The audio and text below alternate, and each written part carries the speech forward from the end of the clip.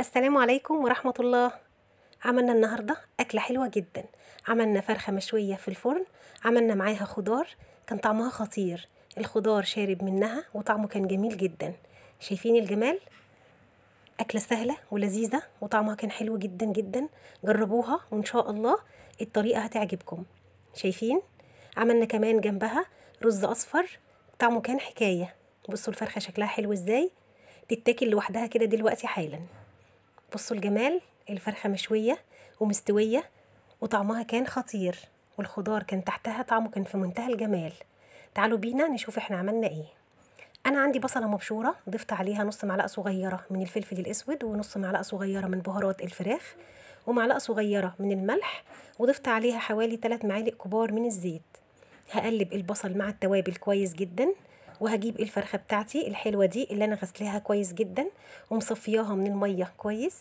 هبدأ بقى اخد البصل كده بالملح والفلفل واتبلها كويس جدا من جوه ومن بره زي ما احنا شايفين. هتبل من جوه من تحت الجلد كده، وهتبل برضو الجلد من بره.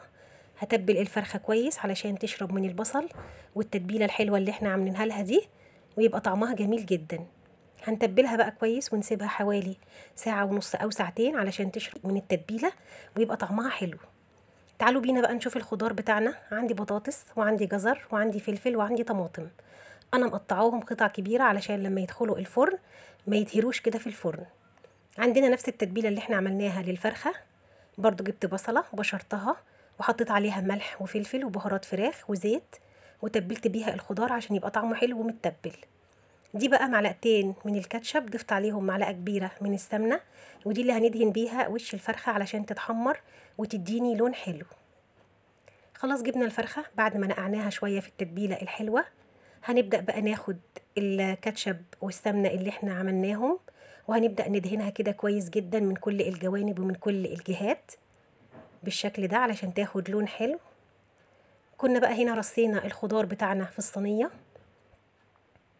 جبنا الفراخ بتاعتنا وحطيناها كده فوق الخضار، وهنزل بقى كمان التوابل اللي كانت متبلة فيها كده هنزلها عليها عشان تاخد طعم حلو كمان.